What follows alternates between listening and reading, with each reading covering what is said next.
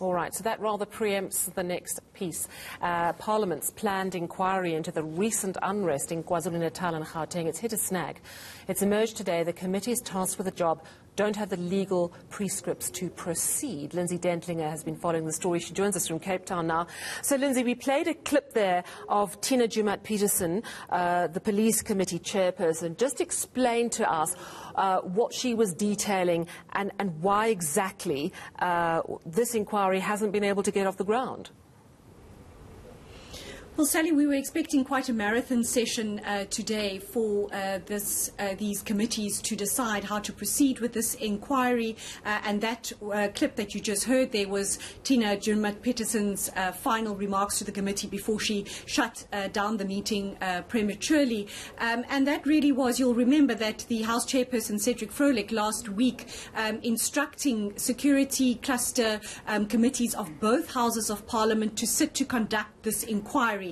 But it emerged today when the committee took legal advice that technically, Sally, not to get bogged down in all the details and have our viewers totally muddled by the House rules, but really that they don't actually have the locus standi to carry out this inquiry. And that really has to do with the fact that they cannot sit together to initiate a probe. Any committee of Parliament can initiate any kind of investigation they so deemed fit. But in this case, the House Chairperson wanted these committees to sit together. For the Police Committee, of which Tina Jumat-Peterson is the chairperson, to take the lead in this investigation. But Sally, it all boils down to the fact that for them to be able to legally do so, they would have had to, this had to be endorsed by both Houses of Parliament. So really a resolution from the National Assembly and a resolution from the National Council of Provinces to allow their respective committees to come together to carry out this probe. So it appears that Cedric Froelich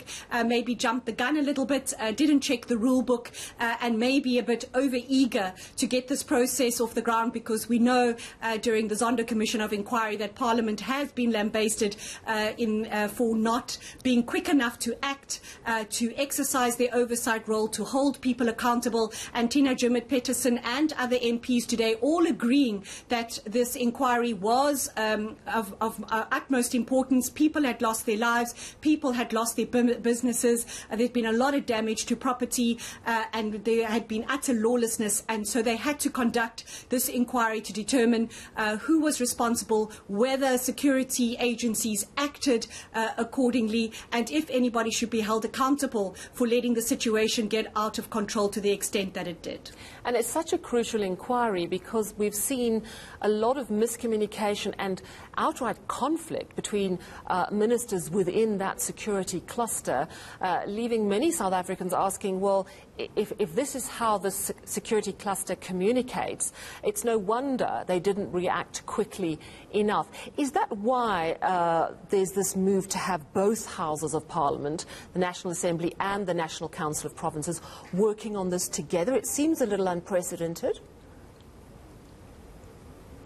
So, Sally, you might recall that several political parties, opposition political parties, have actually asked the Speaker to reconvene Parliament, to call everybody back from the recess to debate this matter. And the Speaker saying she didn't think it was necessary and that all these committees could still be sitting during the recess to get that information required. And instead, she would schedule a marathon debate as soon as the House resumes in just over 2 weeks from now. But that these committees who had to initiate the probe should get this work done within 2 weeks, so that they had something, a proper basis from which to debate, that they had information before them for the House to debate this matter properly. And Sally, as to your question as to these committees working together, there are already established committees of Parliament, for example, Defence, Intelligence. They, through the ordinary course of business, already sit jointly. They are established in terms of the rules of the House.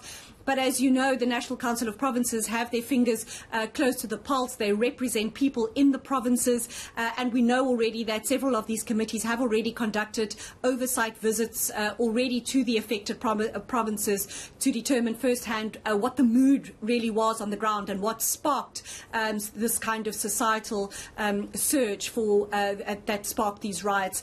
So really, I think that was really the main thought behind why they wanted the two houses Houses of Parliament to work together to initiate this probe and not to duplicate efforts. All right, so it hit the snag today. When is this inquiry likely to actually get underway? And if and when it does, what is it going to produce? I mean, we've got big criminal investigations into who the perpetrators might be. We're seeing big efforts to rebuild. What role must Parliament play?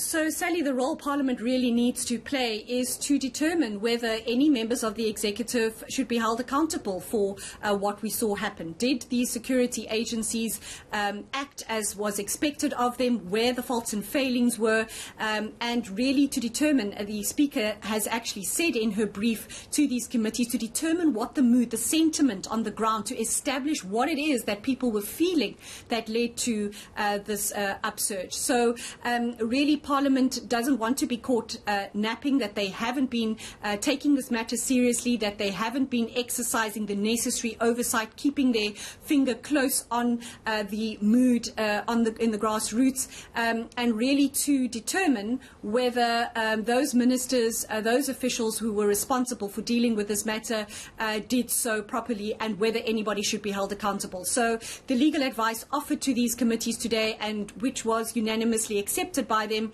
is to exercise a second route, which would essentially be to establish an ad hoc committee. This can be done during the recess because it doesn't require the two Houses of Parliament to pass a resolution. We've seen ad hoc committees at work before. There's one currently on the go to initiate an inquiry into the Public Protector. But really, Sally, this would be the prerogative of the Speaker in consultation with the whips of the parties and the chairperson of the National Council of Provinces. And so today the committee resolved to put the matter back on the table of the Speaker to decide how they move forward, because it was really the feeling of MPs that they didn't want to come to these conclusions that you mentioned and deliver a report that could then later be questioned on a legal basis. Should it come to pass that they perhaps find certain people should be held accountable, and then they could be challenged because this committee or this probe and inquiry wasn't established legally and according to the House rules. So we'll have to see what decision the Speaker takes next